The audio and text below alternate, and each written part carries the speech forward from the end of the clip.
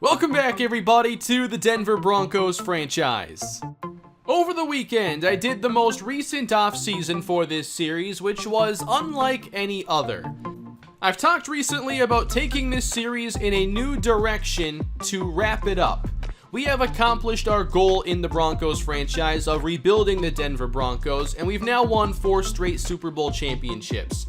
There isn't anything left for the team to accomplish, and I've seen interest drop in the series. I've been less interested over this last season, but I love the league we've built here. And to end the series before Madden 22 comes out, I really wanted to do something special for this league. I thought about changing teams, but I think I'd only have enough time to maybe complete 1, maybe 2 seasons. And I think what I have come up with would be a lot more fun. And a lot of you already know what's going to happen for the rest of this series, but for those that didn't know, here's what's going to happen.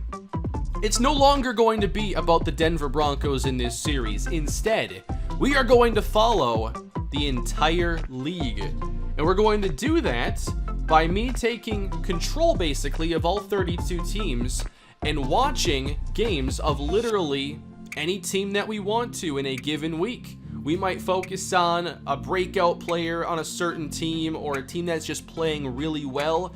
Whatever's interesting during various points of the schedule, we can focus on those games and combine multiple into episodes. If you watch, say, the Rockies franchise, you see how I incorporate multiple games into an episode there. I think this could look very similar. But if you watch my second channel where I do a CPU Madden rebuild, that's where I do live commentary games. I love doing that format, and it's going to become part of what's left of this series. As we go through the entire league, watch whatever teams seem interesting, whatever players we want to see. And it's going to be something I haven't really done before, to cover a whole league as opposed to a team. I'm really looking forward to it, and I'm excited to see how everybody enjoys this change for the series. I think it's a great way to wrap it up, considering we've built this amazing league. I didn't want to just do like a 10-year sim and have that be basically the end for all these great Kalispell players that we've been building up the story for so long. A 10-year sim just wouldn't be satisfying. This, on the other hand, I think has the chance to be a lot of fun. Blackjack, of course, is a big reason why this series is what it is, and he's built so many great draft classes for us, and this is going to allow us to see a lot more of those players that we've either seen once, twice, or some not at all. So we can watch any players that we want to see and really end the stories properly for all these great players, especially those that we've been watching since the Kalispell days. And there are some really cool developments going into this new season I'm excited about. Of course, the Saints made the weird move during the season to trade for Quan Tippins. They extended him while playing Justin Colbert, and then not signing him, so he's set to be a free agent. So immediately we have a big story with the Saints having a new quarterback and Colbert becoming available.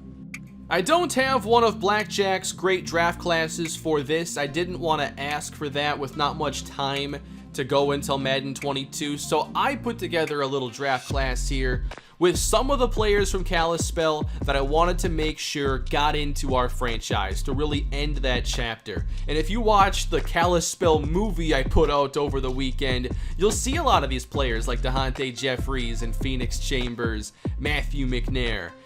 I'm excited to see these players finally in the franchise, and now we can easily watch all of them.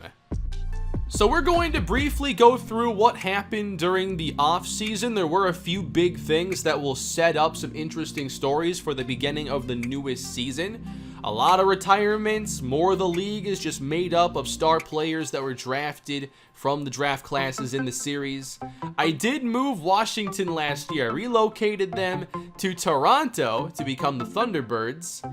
They have the #1 pick in this draft, and here's a look at their uniforms, which the relocation uniforms in this game are not great. I really hope there's something new in Madden 22. But I want to go through this offseason, and I did end up controlling Denver for everything up until the draft, because obviously I knew the players in the class, so I wasn't going to draft for them.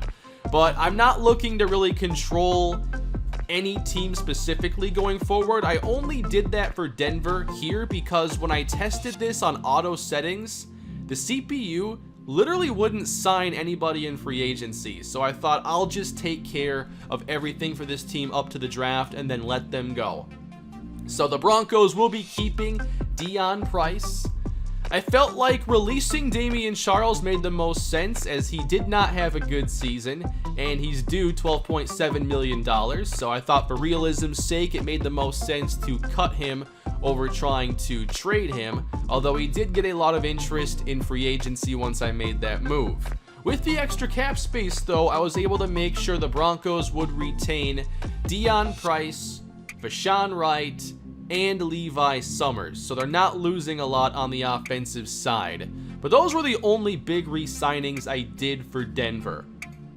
We got to free agency, and there weren't a lot of high-rated players available, some solid ones in the mid-80s though, and there were a few interesting things that happened. Damian Charles, like I said, had a lot of interest, so maybe a trade would have worked out there, but oh well. Because of the offensive line situation, I wanted to make sure I left Denver with a couple more additions there, offering a contract to Jason McKee, who I thought would be a solid guard to step in. I also offered a contract to Nathan Butler, a receiver I almost traded for last season. I felt like Denver's receiver situation wasn't great after Amari Cooper regressed, and Stephen Kemp's injury concerns might keep him from developing at all.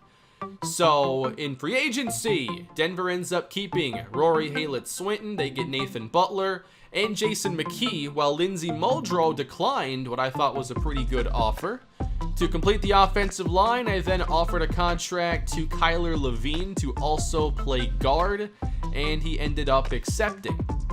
And that's really the extent of what I did for Denver, other than making sure they also picked up Nate Sheffield's 5th-year option. We never gave out a massive quarterback contract in this series, and I think that we're going to see Denver eventually do it here for Nate Sheffield. So here's a look at the roster going into the draft. Again, I did not draft for Denver because I knew too much about the class, but I felt like I left them in good shape, didn't let the CPU ruin the roster or anything, not a ton of changes. We're still going to watch some of their games. I'm really excited to see them play in this CPU environment. And here are the other big free agent moves around the league. Andrew Talley's going to Buffalo, Tyshawn Clifford going to the Jets, Damian Charles gets a big 1-year offer to go to Buffalo, Tyreek Hill is going to Green Bay to play alongside Trill Diamond, and Justin Colbert ends up being signed by the Toronto Thunderbirds, who did need a quarterback. There wasn't really one to take at number 1 overall, so I absolutely love that pick for them. Colt Sully, after his breakout year, gets about $8 million a year to go to Houston. So I was really looking forward to this draft. I wanted to see where DeHonte Jeffries would go. There were some elite talents at the top of this class. I made sure it was a fairly strong class so that teams with top 5 to 8 picks really got to make the most of them. So let's get into the actual draft then. The Toronto Thunderbirds, number 1, already getting a new franchise quarterback, take Ben Askew, basically the number 1 rated player out of Arizona State. DeHonte Jeffries ends up going number 2. He's selected by the San Francisco 49ers. We're definitely going to see some of their games. Ross Haas, the inside linebacker, is heading to Dallas. Tennessee ends up with the best deep threat in the class, Shakir Sands from Oklahoma State. And Timmy Atkins slides all the way to New England at 5. I call that a slide because I expected him to go earlier, but somebody had to end up at 5. Those were the top 5 players, really. It was a very consensus draft board kind of outcome there in the top 5.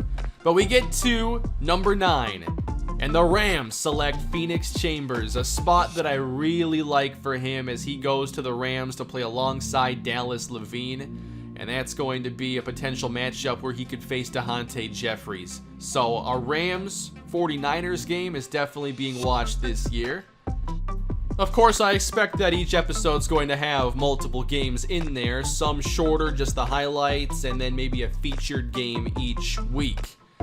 But let's get to Denver. I did not draft for them. I wanted to see what they would do, and they selected Derek Jackson, wide receiver out of Kalispell, and I really liked that pick. Add some receiver depth, and I was excited to see another Kalispell player going to Denver. But then San Francisco in the second round selected Matthew McNair. They have McNair and they have DeHonte Jeffries.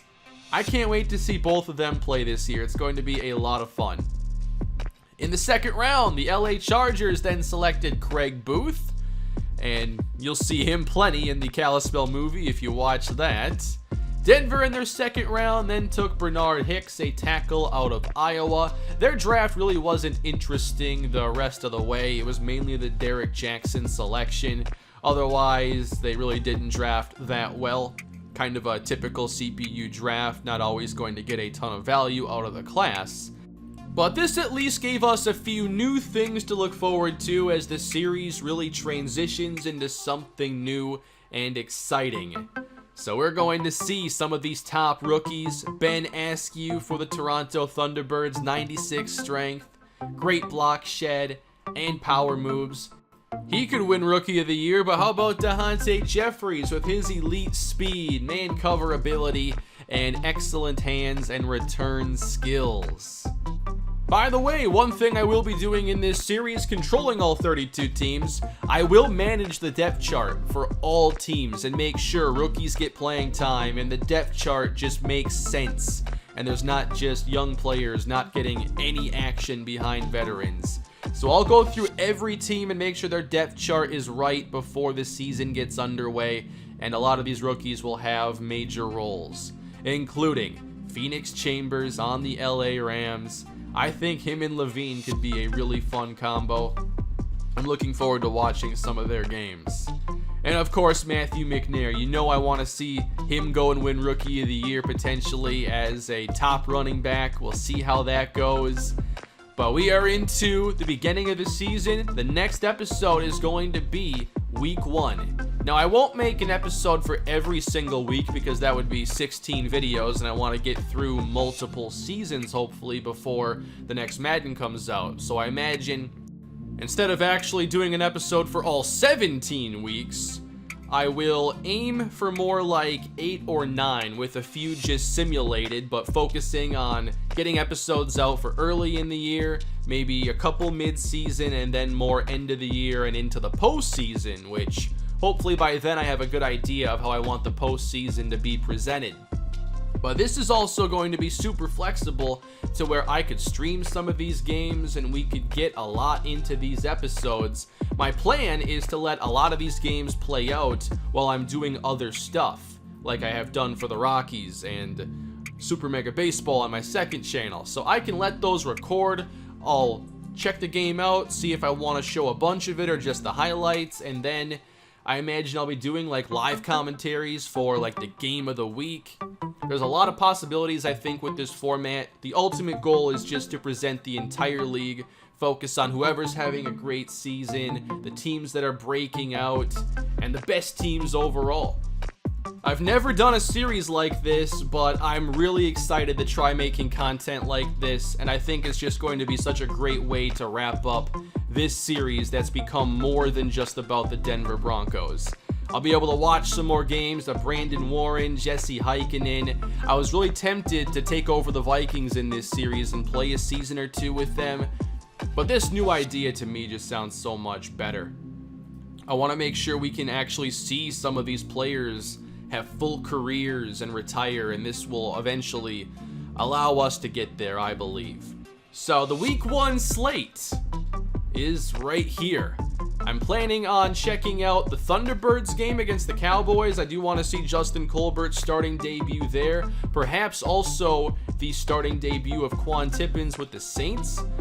The Broncos will be in there for the first week. I won't guarantee they're going to be in every episode, but we'll definitely check out some of their games, especially if they're still a really good team. And I'm not sure yet how many games are going to be in every episode. I don't want the production that take forever for each video, but I'm really excited to get this underway. I think it's going to be a lot of fun. I love some feedback on what you'd like to see early in the season, but I've already found some rivalry games that I can't wait to watch. And as the season unfolds, we'll find plenty of intriguing storylines wherever they may be. So that is going to do it for today, everybody.